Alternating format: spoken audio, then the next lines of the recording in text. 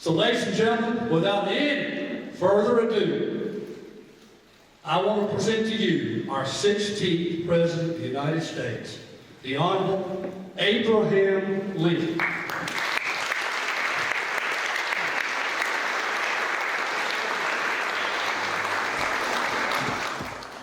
Good evening. Good evening. Good evening. It is a pleasure to be here in the area where my own grandmother lived. While I take off this hat, it reminds me of a story. I love living in Washington, D.C., and I love visiting the theater. And one of the first times I ever visited the theater, I took my seat. I put that hat down in the seat next to me. You'll have to use your imagination. And I got so enthralled by the action going on the stage that I didn't notice a rather large dowager woman making her way down the aisle towards me. I didn't pay her any mind, in fact, until she sat down and I heard a crunch. And she went, "Ooh!"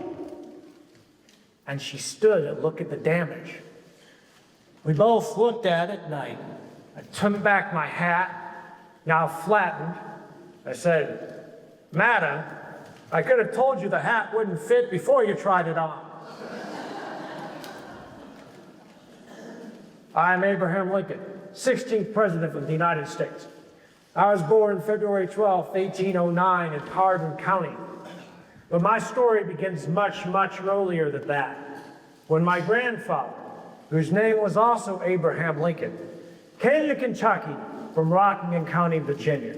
This was 1781, 1782. A year or two later, he was working in the forest, trying to clear out the forest to make a farm. And an Indian fella, you might call them Native Americans, but we call them Indians, came out of the woods and murdered my grandfather. My father was only 6 years old, and the man made a grab for him. But before he could, a shot rang out in the forest, and the man fell dead. It was my Uncle Mordecai, with a lucky shot, struck him down. Now my father was saved, but with the death of his father, his fate was sealed. You see, Uncle Mordecai took everything. He inherited a whole farm and all of my grandfather's possessions, leaving my father with nothing. My father had to make his own way in the world. And the first thing he did was become a carpenter. He was quite skilled at it. There are examples of his furniture still in your day. But his real ambition was farming. He felt if he could own a farm, he could be successful. And to that end, he bought a farm, 300 acres, right there in what is now LaRue County. And that's where I was born, in a small one-room log cabin with a dirt floor. Unfortunately, surveying was not so good in Kentucky in those days. And soon another fella claimed that land, and my father had to rent another property, burned it away, and only 30 acres in Knob Creek, while he filed a lawsuit to get back his property. And that's where I spent my boyhood. When I was around 8, that lawsuit finally failed. My father lost his lands. And disgusted with the land titles, claims, and surveying, and the encroachment of slavery, we left Kentucky and went to Spencer County, Indiana. We arrived in the state about the same time it came into the Union. It was a wild region in those times, with many bears and other animals still in the woods, and that's where I grew up. We had a log cabin with a dirt floor, and you may think that made us pretty poor.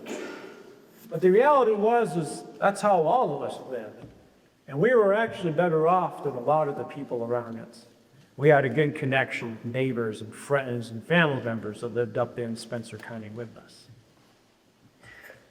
My mother even had the occasion from time to time to get some ginger, sorghum, and she would make gingerbread for me. On one of these occasions, she made gingerbread and she set 3 men on a plate just for me. Said, "Abe, here's some gingerbread, man, go enjoy it. So I took that plate, I went underneath the tree, and I picked up a man and started.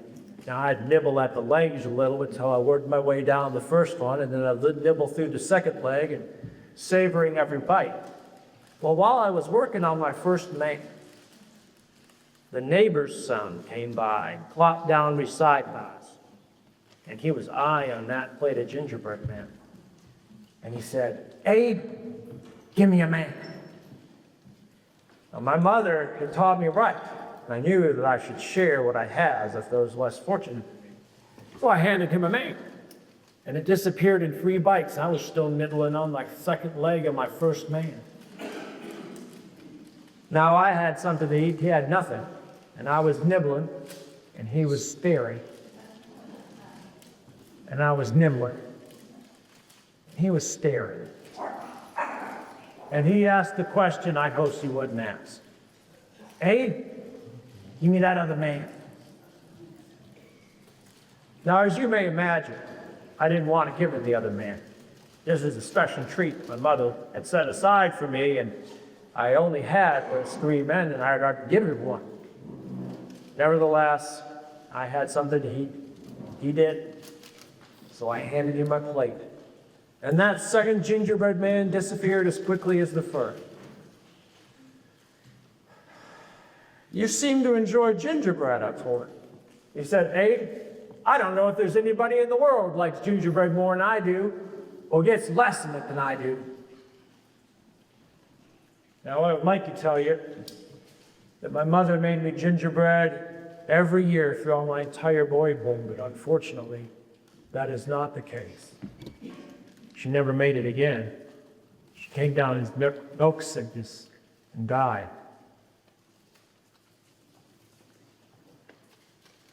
I've suffered many losses in my life, and that's the first one I'll talk about tonight. See, in that moment, I was 10 years old and my sister was 12. And we no longer had a mother. My father no longer had a wife. And one day he said, "I'm going on a trip, but I'll be back someday." And he left on his wagon. And there we were, my sister and I, just 2 children out in the prairie all by ourselves. The days went by, and then weeks, and finally, we saw my father's wagon coming up over the hills, but it looked different. And when it got closer, my sister and I, we ran out there to meet him. And there were new people on the wagon. A woman, 2 girls, and a boy. And my father said, "Abe, Sarah, I want you to meet your new mother." So, this woman, Sarah Bush, then Johnston, then Lincoln, had been a friend of my father's when they were growing up. And he had found recently that her husband, Mr. Johnston, had passed. And he thought he had an opportunity. So he went to her house, knocked on her door, and said, "Sarah, it's Thomas. You and me, we was kids together. Now you don't have a husband, I don't have a wife. How about we get married?" And with a proposal like that, how can a fella refuse? So they got married, came to live with us. She took one look at us. We, mind you, had been left to our own devices out on the prairie for weeks. She got out of her bath and scrubbed us down real good till we were presentable, then made us a new set of clothes. Now, you know, Cinderella also had a stepmother. And that stepmother treated her poorly, made her work, made her take care of her children. My mother was just the opposite of that. She was the best friend I ever had. And rather than make me work, she often intervened on my behalf. You see, I like to read. And I would read anything and everything I would get my hands on. And I'd rather read than do pretty much everything, which meant that oftentimes when I was supposed to be chopping wood or splitting rails or plowing fields, I was out there with a book. And my father would get on to me, but my mother, she would step in and say, "Thomas, you let that boy read." She knew somehow that reading was going to be a key to my success, something even I wasn't aware of at that young age. My father worked me hard. I had to split wood, split rails, plow fields, and all that manner of stuff that you have to do to maintain a farm. And worse, he would hire me out to other people, and I'd have to work for them all day. And at the end of the day, my father got that money. I didn't really much appreciate it, but I still had a good childhood. And one time, I even made myself a raft, and I took it out on the river, just enjoying myself. These two fellas called out to me, so I rolled over there to see what they were asking for. They wanted me to ride them to their boat. They had put their boat in the middle of the river, and they wanted to ride out to it.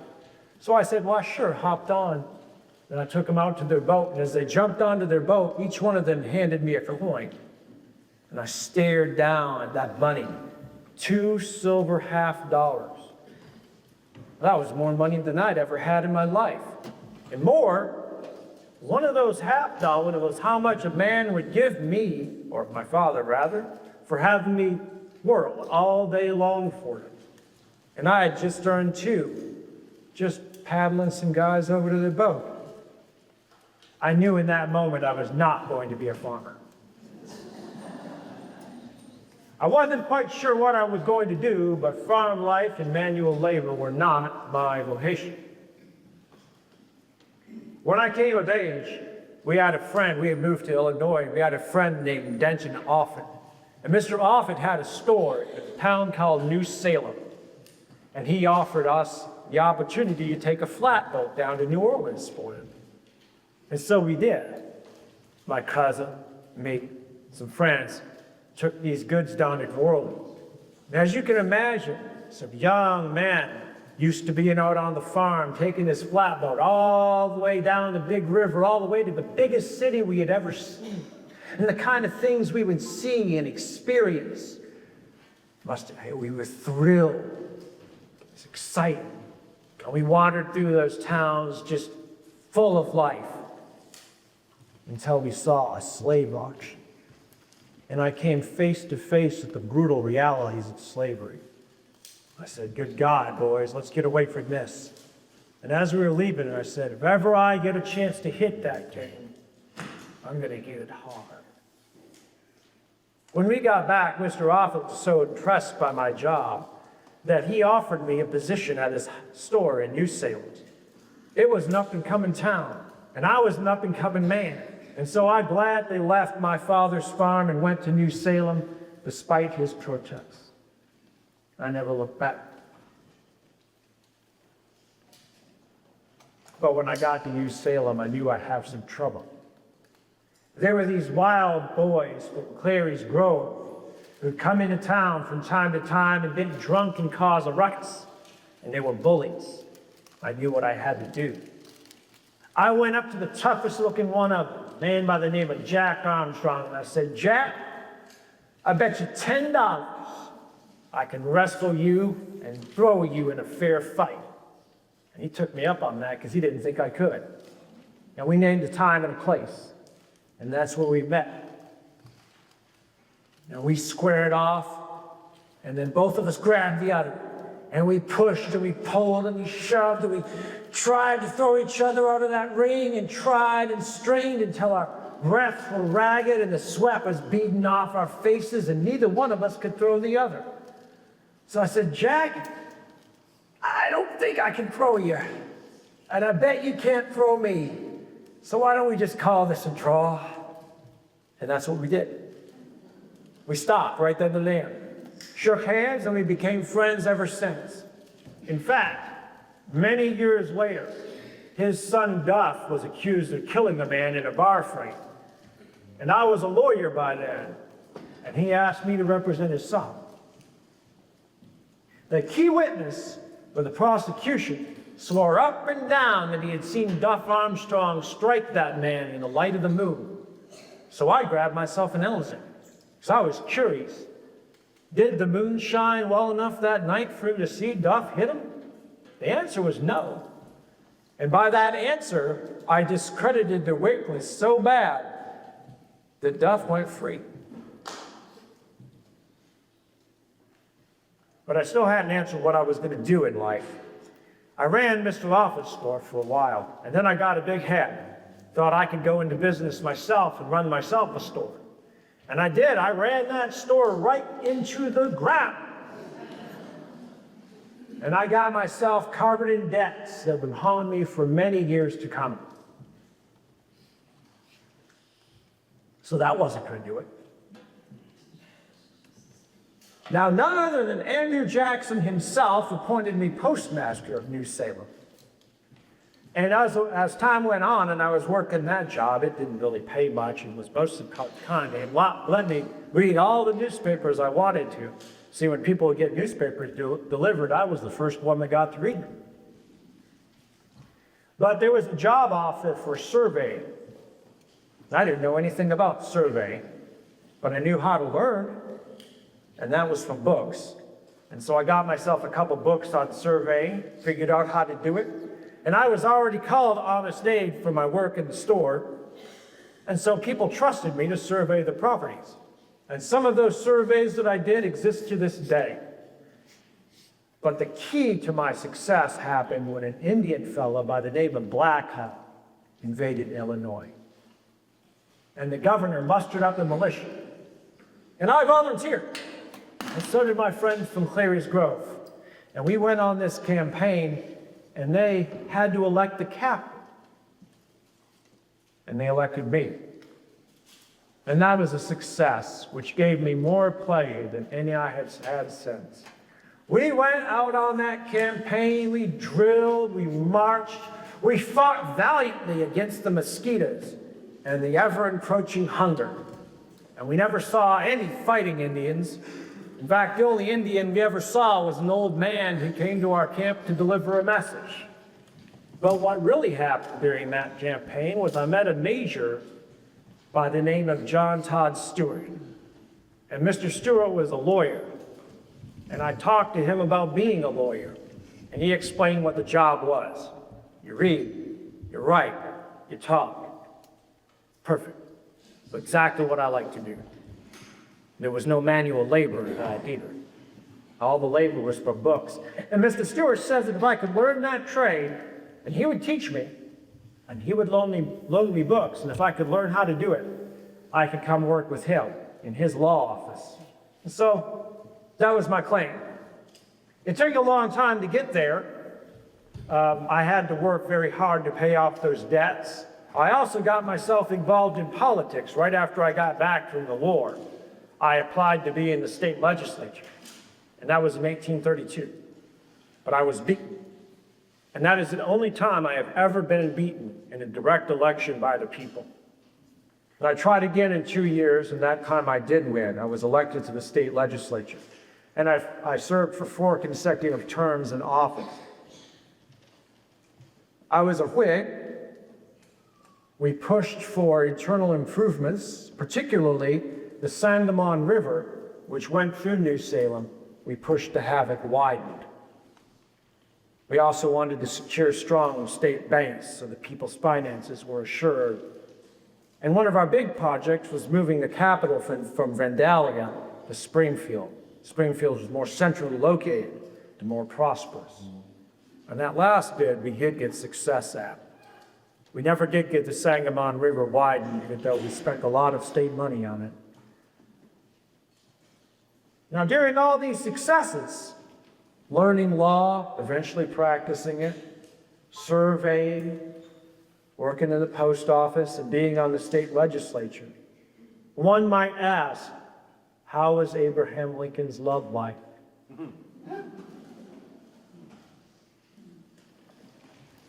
Well, I'll tell you. In New Salem, there was a young lady who caught my eye. Unfortunately, prior to her catching my eye, she caught another fellow's eye. She was already engaged to be married. And we were friends. So one day, her fiance left. He had to go back up to New England and take care of some business so he could come back and properly marry her, start a life together. Well, he left, and the days went by, months, and then even years. And she didn't hear from him. So I began to have a little bit of hope. Perhaps things were going to work out old A's way. Unfortunately, another visitor came to New Salem, a man by the name of Yellow Fever. And when he left, he took Anne with him. Once I recovered from that, one of my friends suggested that she bring her sister back and I could marry her. I thought that was a fabulous idea. I was very excited about it. Until I saw her. But I had made a promise, and I am a man of my word. And so when she arrived, I treated her as though we were courting.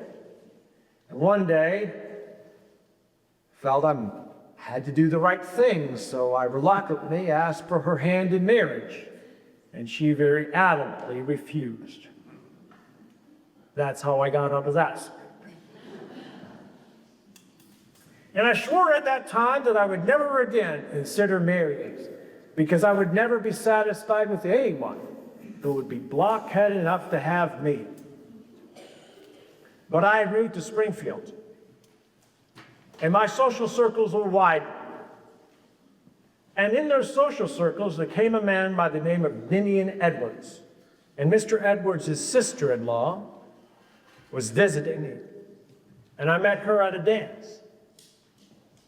And she was young and pretty and intelligent, well-educated. And so I went up to her and I said, "Mary, I would like to dance with you in the worst way." And we danced. And she would later tell her friends that I had danced with her in the worst way. After a time, the subject of marriage came up. But I couldn't do it. I backed out of it. And I went down all the way to Louisville and spent some time with my friend Joshua Speed, recovering from the heartache. People asked her why I ran a wedding. Mary Todd was a woman of quality, a woman who had grown up with servants in a fine house. I saw all the things her sister had, the beautiful gowns, the fine furniture, the big house, all the luxuries that money could afford. And there I was, a poor country lawyer, barely scraping by, was sharing a room with Joshua Speed above his stores. I had nothing to offer her. But eventually I had to go back to Springfield. And when I did, I ran again into Mary. And again, the subject with marriage came up. And this way, she latched me down before I could back out again. And on November 4th of 1842, we were married. And we've been happily married ever since. Now, history has not been kind to Mary, primarily because one of my law partners was the person that wrote my biography, and he did not like Mary very much. She may have had fits and bouts of melancholy, but you have to remember, we had 4 sons and 2 of them died. Our son Edward died when he was about 3 years old. And then when we went to Washington, our favorite son, if you can have a favorite, William died at the age of 9. In addition, her family members and friends from back home mostly sympathized with the Confederacy, and so she felt rather alienated. But I will say, I'd always loved her. She fell in love with me somehow, and poor fool, I never fell out.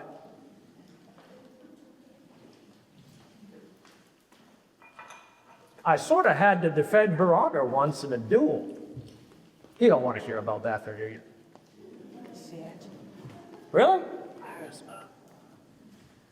So one day they shut down the State Bank of Illinois, the Democrats did.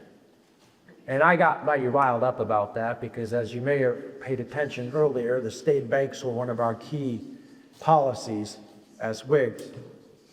So I wrote a letter to the Sangamon Journal expressing my contempt for this design, and Mary did too, but we both published it anonymously under pen names. Oh, in her letter, she attacked a fellow by the name of James Shields. Mr. Shields didn't like the letter that was written, and so he found out, and I stood up and said it was me that wrote the letters.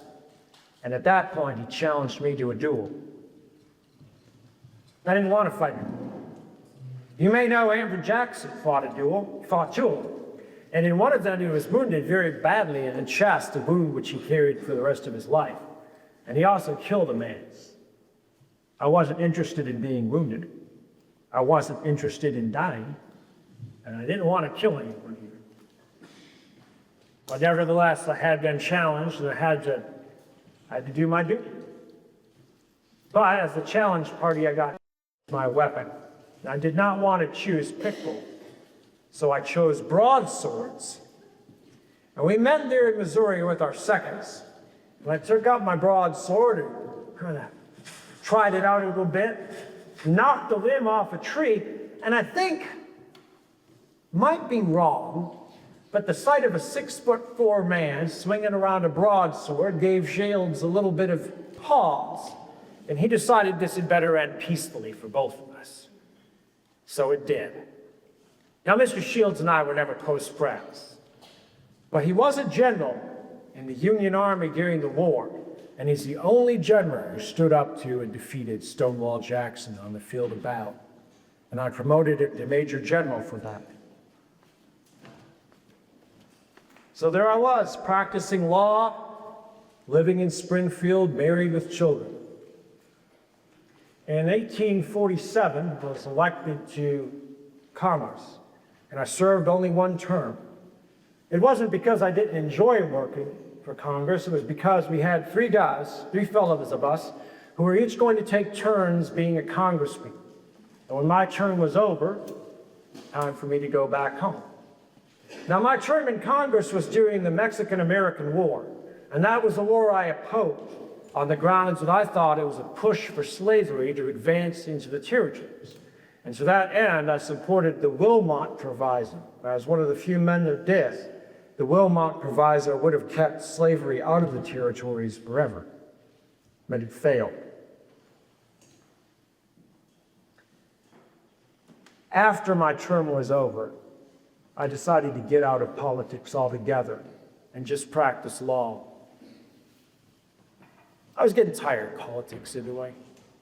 As a Whig, it seemed like our ideas seemed to confront the political challenges of the time.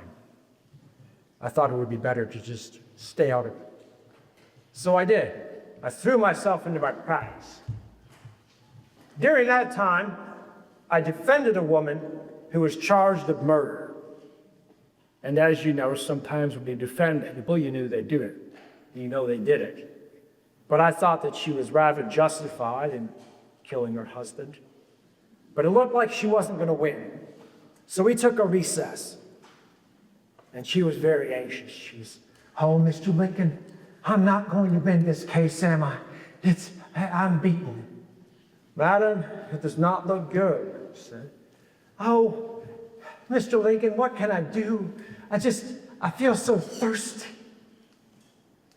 I said, "Madam, you know, they have really good water down in Tennessee." "Mr. Lincoln, I just said what I said. I'll leave you to think about it." When I was brought up to the bench, the judge said, "Mr. Lincoln, did you advise your client to run away?" I said, "No, Your Honor. I merely told her where she could get a drink of water."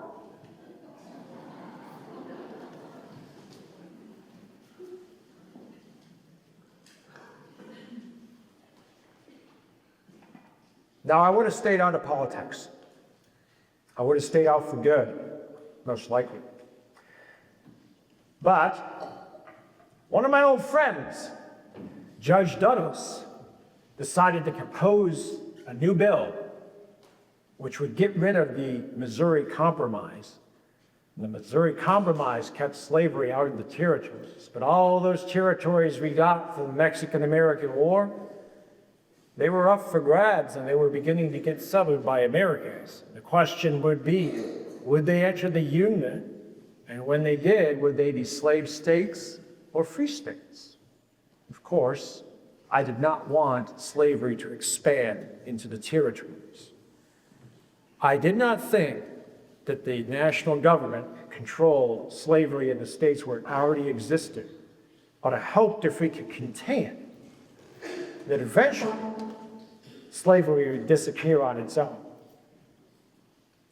But here, Senator Douglas proposed popular sovereignty, whereas the states entered the Union, their citizens would vote as to whether or not they would be slave states. If there was already slaves in the territories, it made it easier for that. So I wrote a speech, which I gave in Peoria, Illinois, criticizing the Kansas-Nebraska Act. And here I'll give you part of that speech. On January 4th, 1854, Judge Douglas introduces a new bill to give Nebraska territorial government. He accompanies this bill with a report in which last he expressly recommends that the Missouri Compromise shall be neither affirmed nor repealed. Before long, it is so modified as to make two territories instead of one, calling the southern one Kansas. Also, about a month after the introduction of the bills, on the judge's own motions, it is so amended as to declare the Missouri Compromise inoperative and void, and substantially that the people who go and settle there may establish right, or excluded as they may see fit. In this shape, the bill passed through both houses of Congress and became a law. This is the repeal of the Missouri Compromise. We have before us the chief material enabling us to correctly judge whether the repeal of the Missouri Compromise is right or wrong. I think that it is wrong. Wrong in its direct effect, letting slavery into Kansas and Nebraska, and wrong in its prospective principle, allowing it to spread to every other part of the wide world where men can be found inclined to take it. This declared indifference, but as I have studied covert real zeal for the spread of slavery, I cannot hate it. I hate it for the monstrous injustice of slavery itself. I hate it because it deprives our Republican example of its proper influence in the world, enables the enemies of free institutions, with plausibility, to taunt us as hypocrites, causes the real friends of freedom to doubt our sincerity, but especially because it forces so many really good men amongst ourselves into an open war with the very fundamental principles of civil liberty, criticizing the Declaration of Independence and insisting that there is no just principle of action, but self-interest. The doctrine of self-government is right, absolutely and eternally right, but it has no just application as here presented. Or perhaps I should rather say that whether it has such just application depends on whether a Negro is not or is a man. If a Negro is not a man, why, then in the matter of self-government, he who then is a man may do just as he wishes with him. But if the Negro is a man, is it not to that extent a total destruction of self-government to say that he too shall not govern himself? When a white man governs himself, that is self-government. But when he governs himself and also governs another man, that is more than self-government. That is despotism. If the Negro is a man, why then my ancient faith teaches me that all men are created equal, and there can be no moral right in connection with one man's making a slave of another. Our Republican robe is soiled and trailed in the dust. Let us repurify it. Let us turn and wash it white in the spirit, if not the blood of the Revolution. Let us turn slavery from its claims of moral right back upon its existing legal rights and its arguments of necessity. Let us return it to the position our fathers left it in, and there let it rest in peace. Let us readopt the Declaration of Independence, and with it, the practice and policy which harmonize with it. Let North and South let all Americans, let all lovers of liberty everywhere join in the great and good work. If we shall do this, we shall not only have saved the Union, we shall have so saved it as to make and to keep it forever worthy of the saving. We shall have so saved it that the millions of free, succeeding, happy people the world over will stand up and call us blessed to the latest generations.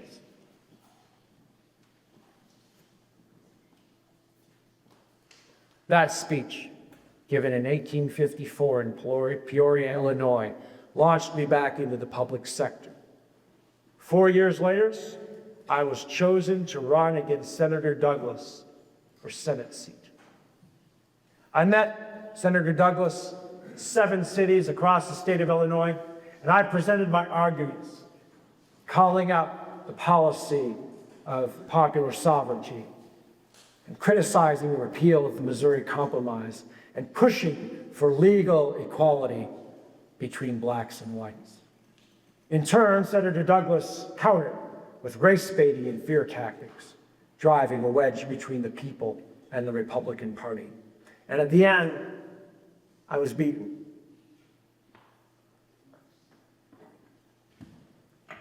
Someone asked me how I felt when Senator Douglas beat me. I said I felt very much like a young boy who stubbed his toe. Too damn hurt to laugh, too damn proud to cry. And that may have been it. I may have had what you might call my 15 minutes of fame. In fact, in 1860, a list came out, possible candidates for the presidency. My name was not on that list. But in February, I was invited to speak in New York, and I prepared a speech in which I laid out reasonable arguments for congressional control of slavery in the territories. And I did thorough research on the voting records of the men who signed the Declaration of Independence and found for a fact that 21 out of 39 of them had voted in favor of measures similar to what I was pushing. They were in favor of controlling the territorial slaves in the territory by congressional control. When I got done with that speech, I was asked to give it several other places on my way back home from New York. And when it came to the convention later that year, my name figured on the list of presidential candidates. A vote was taken. And in the first vote, the person that everybody figured would be in the lead was in the lead, and that was William Seward. Next was Salmon Chase. Then, far down the list, Abraham Lincoln. But no one won the majority. And so a second vote had to be taken. And in the second vote, my name came up, William Seward's went down. But still, no one won the majority. So they paused, the delegates went back and talked, strategies were made, alliances forged, and a third vote was taken. And on that third vote, my name was 4 points away from the majority. And before they could take a fourth vote, delegates started shouting out that they wanted their votes to go to Abraham Lincoln. And I was nominated president. One of the first really interesting people I met was a photographer. And you may have visited the museum over here, and interestingly enough, when this photographer took me back to his room to take my picture, the picture of me that's opened in that museum over there is the one he took. Now, he didn't do much to get me ready, just sat me down and held up a mirror to life, as you might say. I didn't think much about the incident. But the next day, I heard a newspaper boy out in the street. He was yelling, "Get your picture of old Abe. He'll look better if he gets his hair combed."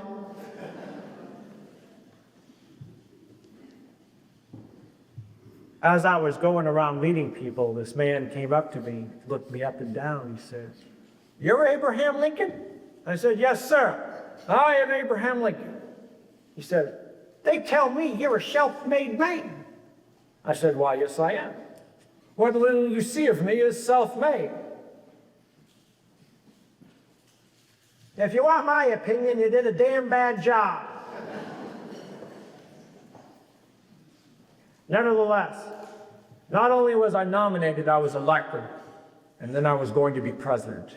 But I still had a ways to go before I could get to Washington, D.C. I went all the way from Springfield, all the way, did a tour, stopping at different places and speaking along the way. And once I was elected, states already started to secede from the Union. They knew that my stance was against slavery, and they didn't want to be a part of a nation that would allow that. And President Buchanan did nothing to staunch the outflow of the states leaving the Union. So I already had a crisis on my hand that I had to deal with. And so when I thought about my inaugural address, I made sure that that was what I talked about, how to bring peace to these factions, bring those states back to the Union, promise peace. Now, Andrew Jackson had had a similar crisis of North and South, when the South threatening to secede during his presidency. And he wrote a proclamation of nullification during his presidency, which laid out his policy. And I took that proclamation and studied it, and studied the Declaration of Independence. And I wove those two documents together with my own arguments into my first inaugural address. And I'd spent a lot of time on that and was very proud of it. And I entrusted that document in a satchel to my son. But in Indianapolis, it went missing. We looked all over for it, and I was very anxious to find it. I'll make the story short by saying we did find it. It was an honest mistake. But once I got a hold of that, it reminded me of a story. There was this fellow once who saved us $500. And when he got that money together, he figured he might as well put that in a bank and keep it safe. So he did. And one day that bank failed. And when we went to collect his money, they gave him back 10% of it. So he took that $50 and put that in a savings bank so it would grow. But that bank failed. And he got back 10% of his investment, a $5 bill. And he looked at that $5 bill, he said, well, now I have you reduced to portable size. I'll just put you in my pocket. So I looked at my inaugural address and I said, now that I have you, I'll just put you in my pocket. But you know, my son, he looked so chagrined and guilty and sorry, I couldn't do it to him. Took the inaugural address back out, put it in the satchel, and said, Bob, take better care of this time. And he did. In New York, one of my correspondents, Grace Fidel, I'll tell you about her a little bit later.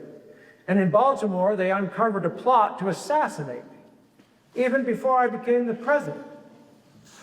What was going to happen, I was going to arrive by train at the north of the city, pass by carriage to the south of the city, and then take another train to Washington, D.C. And in the middle of all that, people from the town were going to waylay my carriage and kill me. Fortunately, the Pinkerton Detective Agency found out about that, and they prevented that. I got to Washington, D.C. safely. I met with the outgoing president. Who can tell me who the outgoing president was during my time? Buchanan. Okay, I ought to mention it. Buchanan said, my son, if you are as happy to come into this office as I am to leave it and go home, you are the happiest person in the world.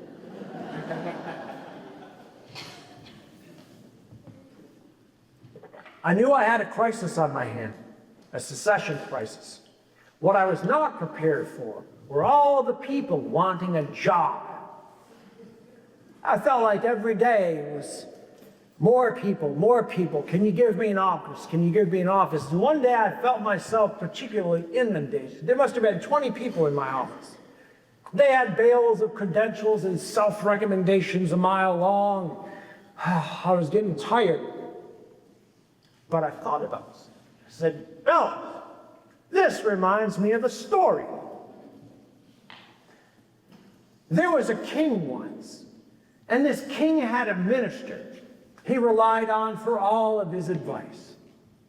And one day this king got it into his head that he was going to go hunting.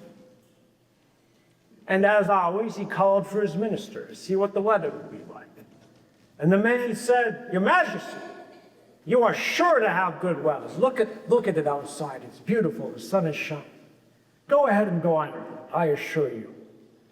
So the king gathered up all his men. They got their equipment together, got all their saddles up, and rode out to the castle. Well, as they were going through the town outside the castle, they ran into this countryman, a straw hat, riding on a donkey. And this man called out, "Your Majesty, you got to stop. Hold on, hold on. You don't want to go hunting today. It's going to rain." Well, the king scoffed at this advice, for he had known better. And they went off into the forest. And before they got there, the skies darkened. Lightning struck. And it started pouring down the rain harder than he'd ever seen it, until their clothes were soaked all the way through to the skin. And the king made it back to the castle, and he sloshed in with his boots full of water. And he got cleaned up and dried up, and he called for that minister and gave that man a thorough tongue lashing. "Why did you say it would not rain? Clearly there is a man in town, a countryman riding on a donkey who knows a great deal more than you do." And he gave that minister his wallet. And then he called for the countryman. And the countryman arrived on his donkey. And the king brought him into his antechamber to meet with him. "Sirrah," said the king, "how did you know it would rain? My minister did not." The countryman looked at the king and said, "I didn't know it would rain, your majesty. My jackass told me." "And how, pray tell, did your jackass tell you?" "Why, anytime it's going to rain, he pricks up his ears like this. That's how I know it was going to rain." Wonderful. So the king and the countryman came to a compromise whereby the king would buy that donkey for a fair price, and the countryman would leave very satisfied with the money he had. And once the countryman was gone, the king put that donkey in the position his minister had held oh so recently. And that, as I said, is where that king made a fatal error. Everybody in the room looked at him. "What do you mean?" "Why, ever since then, every jackass wants an office."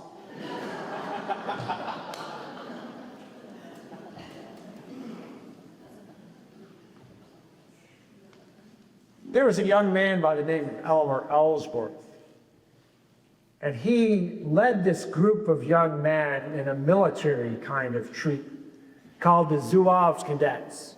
And they would go to town, drilling and marching and showing off. This was before the war.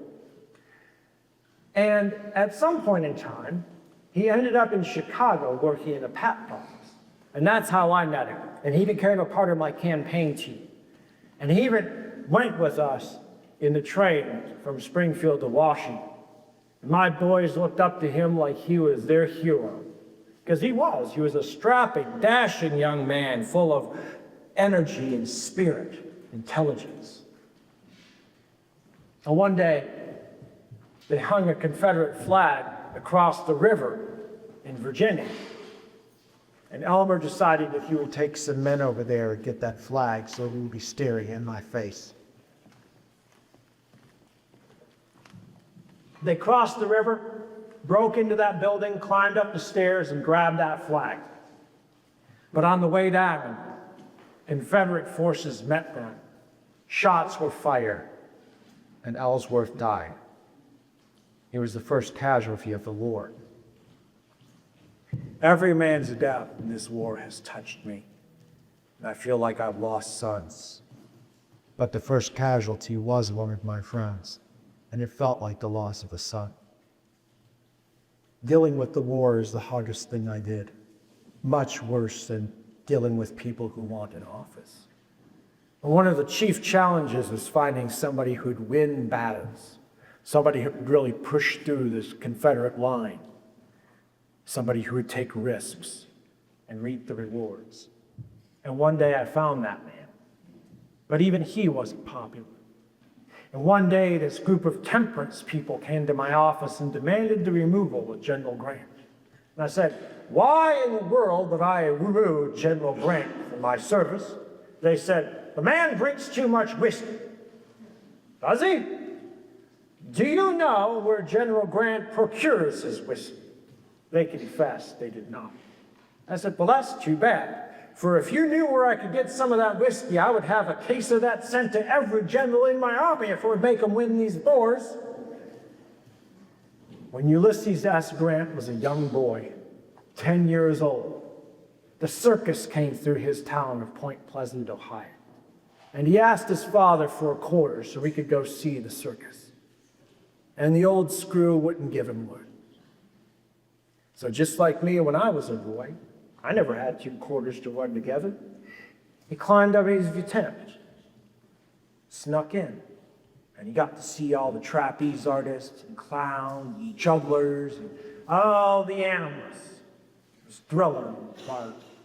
And at one point, the circus master brought out an ornery mule. He said, any man who can ride this mule around the circus will get themselves a silver dollar. Now, many men tried and many men failed.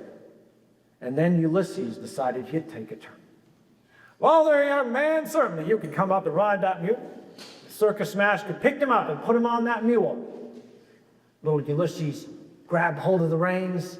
They went a few steps and boom, knocked off into the sawdust just like everyone else. But that did not deter young Ulysses.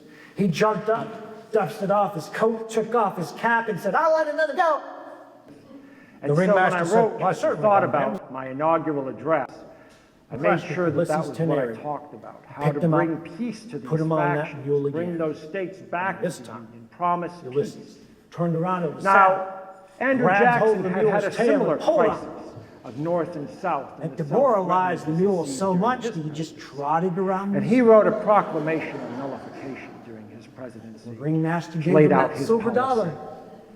And I took That's that the tenacity I want in my general. Someone who can grab hold of Robert E. Lee and ride him all the way in. I wove those 2 documents together with my own arguments into my first inaugural address.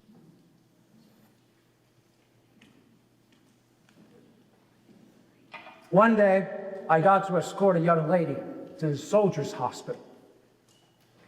And we went and visited with all the wounded soldiers. Mary did this too quite frequently. It's something that's not said a lot in her biographies, but she often visited the soldiers' hospital anonymously to take care of the wounded. Well, this young lady and I were nursing all the men and talking to them and giving them some moral support. And she took a shot into this one and asked him where he had been hurt. He said, Madam, at Antietam. She said, no, where were you wounded? He said, at Antietam, madam. No, where did the bullet strike you? At Antietam. We went on. She said, Mr. Lincoln, I can't get that young man on my head. Could you go back and find out where he got wounded? Yes, ma'am. So I went back and talked with the soldier. I came back out in the hall and I took that young lady's hands. I said, my dear young girl, the bullet that struck him would not have struck you.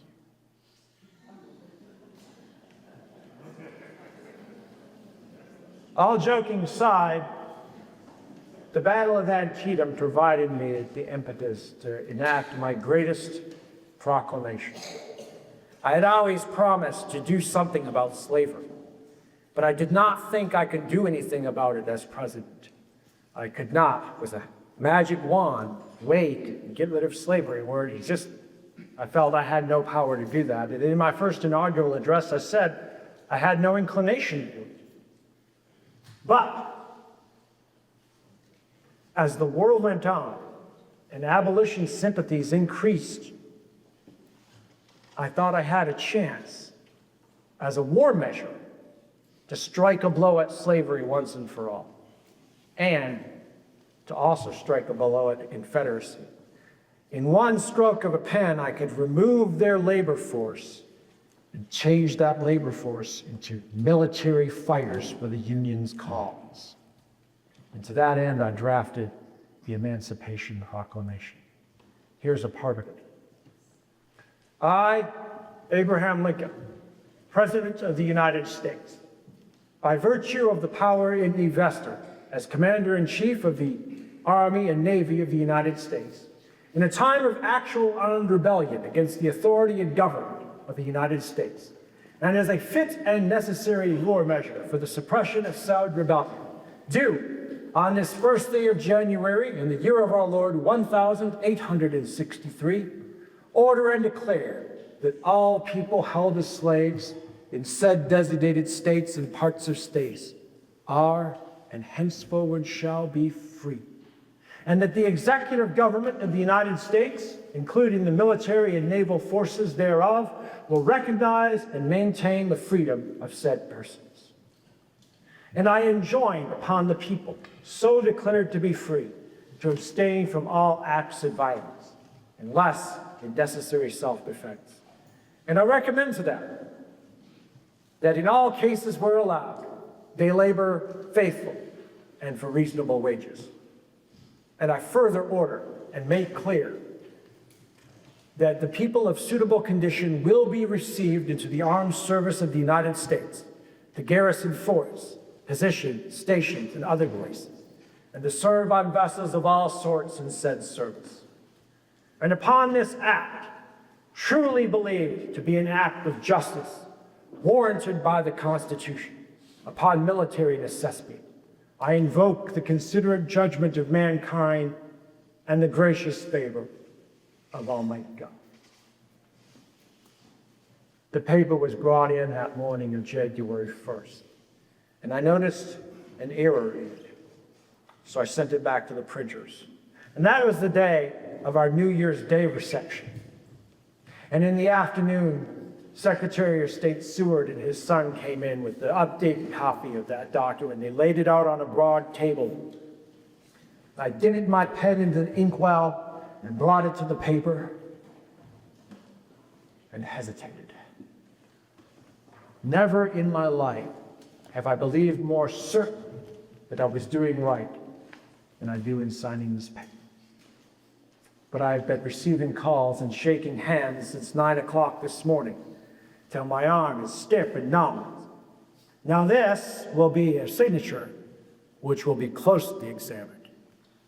If they think I hesitated, they will say he had some compunctions. But anyway, he's going to be done. So I put my pen to the paper, and the signature proved to be unusually firm, bold, and clear. I laughed at my own apprehension.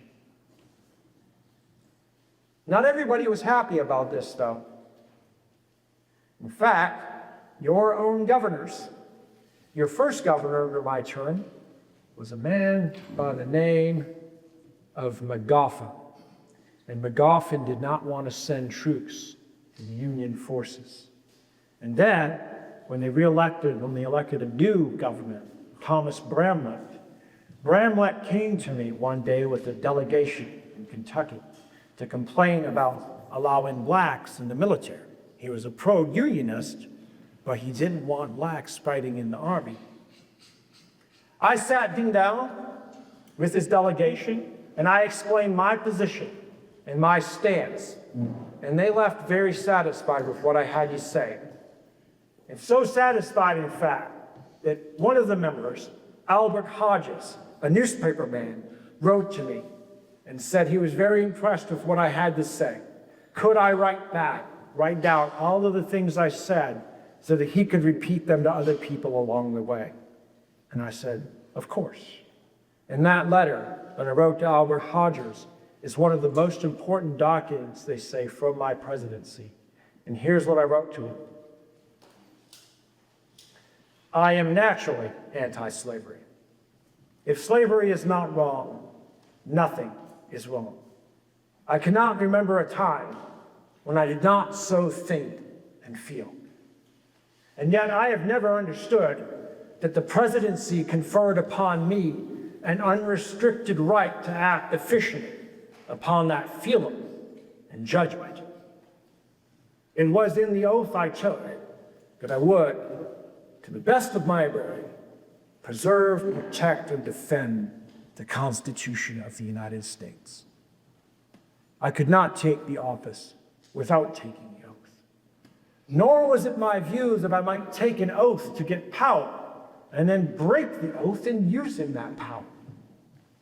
I understood, too, that in ordinary civil administration, the oath even forbade me to practically indulge my primary abstract judgment on the moral question of slavery.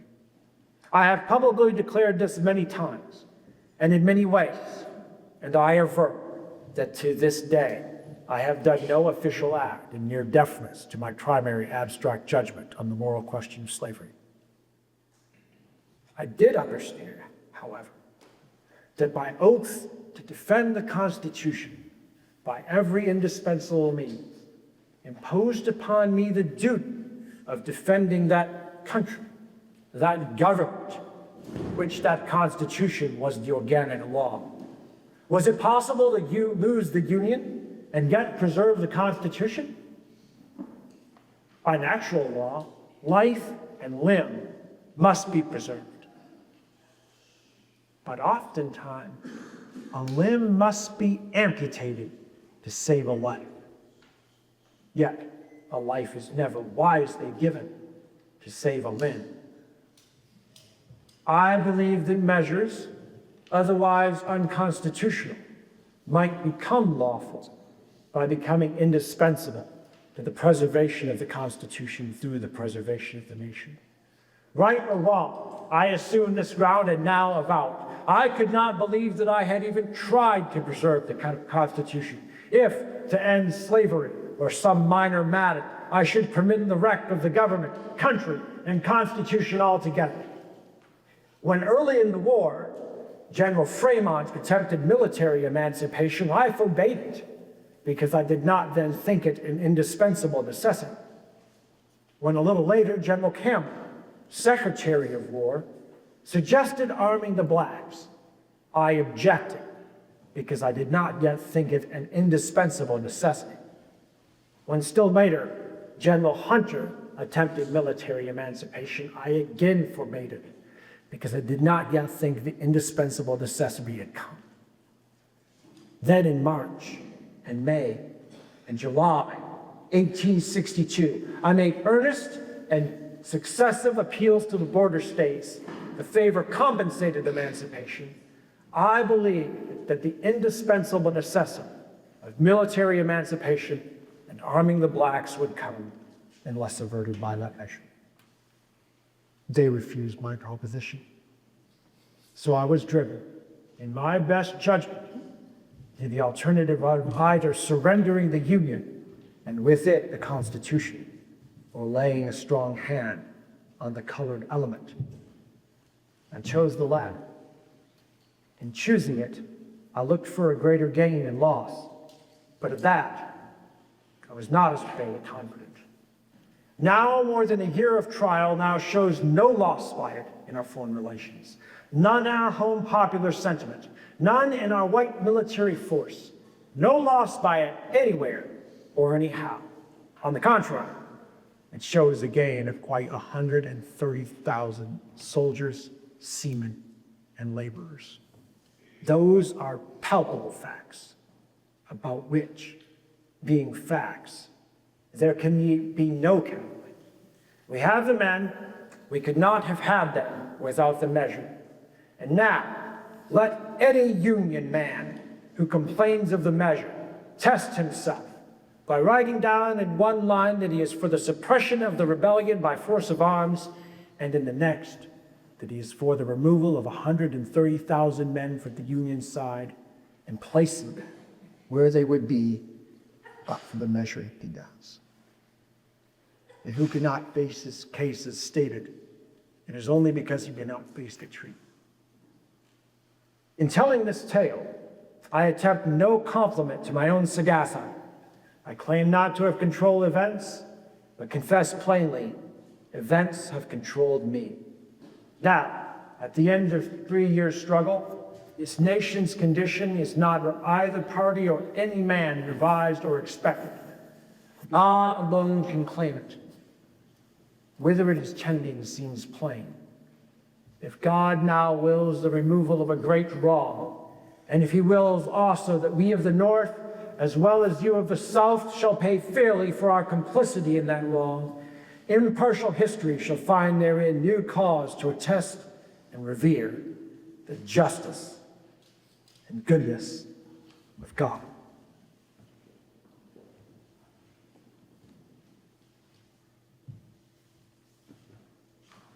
Now, if you had gone to Bardstown, Kentucky to see Stephen Foster, and he did not play my old Kentucky home, you'd be pretty disappointed. To that end, I have to play one of my greatest hits. 80 years ago, a great battle had broke out in a quiet Pennsylvania town between the forces of General Meade and Robert E. Lee. The pitched 3-day battle was a turning point in the war and pushed the Confederacy back to the South for good. It was a Union victory, but it came at a terrible cost. Thousands of lives lost, dead on the field. There weren't coffins enough or men to properly bury the dead or to send them back by train, as was our policy. Graves were hastily dug, and torrential rains washed up some of those graves.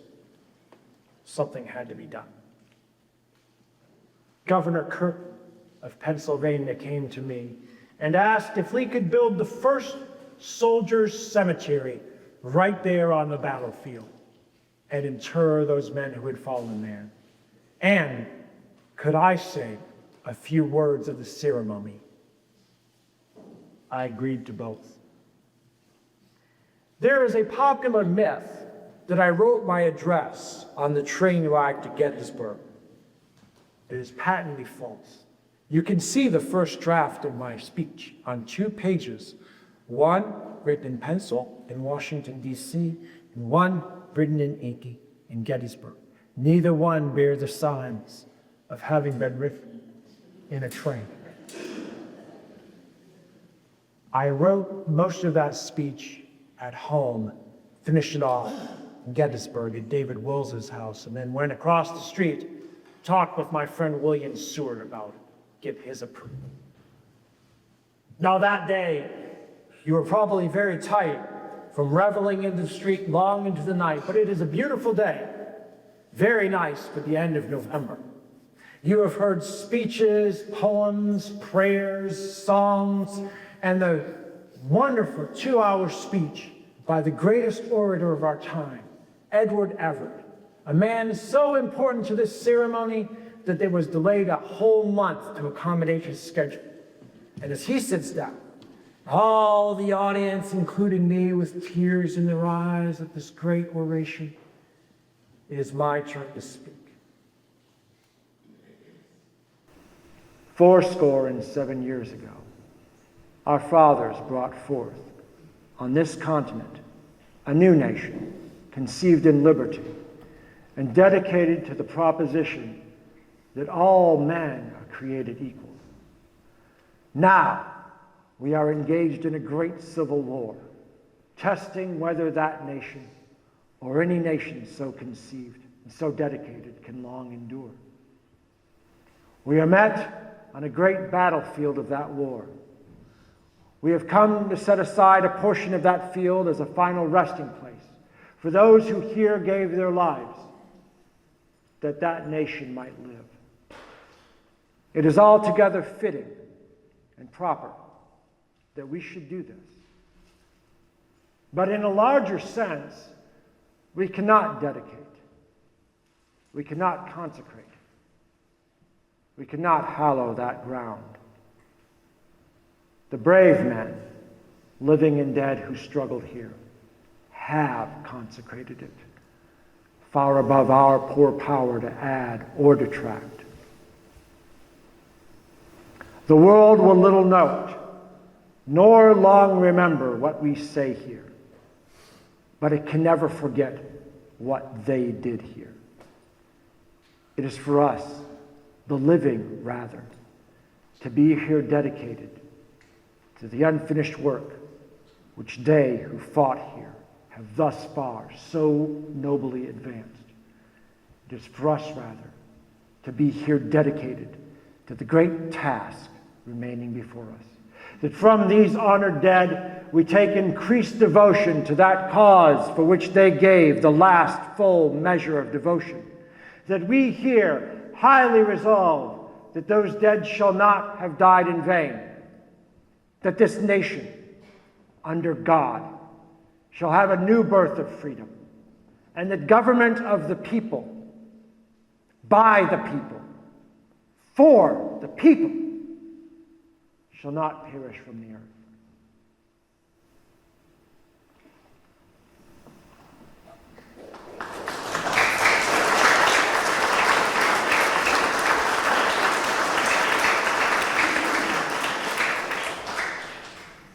Thank you.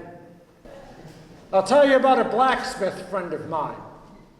He went out to his shop one day. He didn't know quite what to do. He didn't want to make any nails or horseshoes. He had plenty of those, and he didn't have any commissions. So as a crafter, you always have that project in the back of your mind, what to do on a day where you have nothing else. And he remembered this piece of iron he had sitting around for just such an occasion. Today was the day. He had in mind to make a farming implement. So he went over to where he had it stored, picked it up, got his forge all hot, stuck the iron in the forge, let it get hot. And then eventually he pulled it out, started working it. And he worked and he worked and he worked and he worked with that hammer until he started to get that farming implement into shape. And he realized as he got it stretched out, this wasn't going to be enough metal for what he had in mind. But it would make a good claw hammer. So he stuck that metal back in the forge, got it hot again, pulled it out, brought it back to the anvil, and worked away at it until he got that claw hammer in shape. It's too much metal for a claw hammer.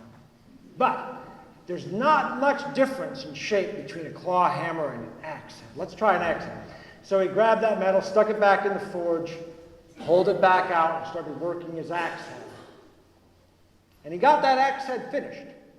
But when he did, because you have to scrape off pieces, and it's too small for any good axe head.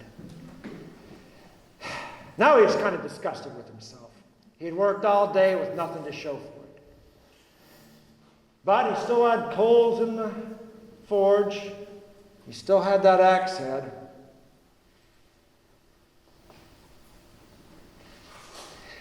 He started working those bellows until that fire was as hot as it had ever been, burning off every ounce of coke he still had in that furnace. And when that metal was nice and glowing hot, he picked it up, took it over to the water bucket, and it exploded in steam and sparks and hissing. He said, well, if I can't do anything else, at least I can make a fist. You all know this hat. And when you see a profile like this, tall, thin, wearing a hat like this, you know that's Abraham Lincoln. And the other element necessary is his beard right here. Now, this is the hat of a gentleman. Once I was wealthy enough and felt full of myself enough for this status, I bought one and started wearing it. I think it adds some panache to my character. But as to the beard, for most of my life, I did not wear a beard. But one day I received this letter. I'm going to read it to you. I am a little girl, only 11 years old, but want you should be President of the United States very much. So I hope you won't think me very bold to write to such a great man as you are.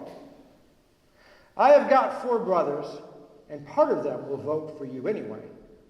And if you would let your whiskers grow, I will try to get the rest of them to vote for you. You would look a great deal better, for your face is so thin. All the ladies love whiskers, and they would tease their husbands to vote for you, and you would be president. That's good advice. That was written by Grace Bedell right after I was nominated for president. Her father had brought back a picture of me and my running mate, Hannibal Hamlin, from the fair. And she took the time to write me this lovely letter. I wrote back to her. Weren't these whiskers going to be sort of an affection, never having worn them? Nevertheless, I tried it out. And all the ladies love whiskers, don't they, Mary? Now this girl's voice speaks to us over 160 years later because she had the audacity to write to a great man, a man who might be president, and offer a suggestion about his personal appearance. Now you may not have the power to become president and make the lives of millions of people better and change the course of history. But just like Grace Bedell, your small actions can have an impact on the world. So I want you to go out and make that impact. Find some way to make this world a better place. And if you can't, at least make a fizzle. I want you to remember that we are not enemies, but friends. We must not be enemies. Though passions may have strained, they must not break our bonds of affection. The mystic cords of memory, stretching from every battlefield and patriot grave to every living heart and hearthstone across this broad land, will yet swell the chorus of the Union when again touched, as surely they will be, by the better angels of our nature. Now you go forward with malice toward none, charity for all, and firmness in the right as God gives you to see the right. To His grace commending you, as I hope in your prayers you will commend me, I bid you an affectionate farewell.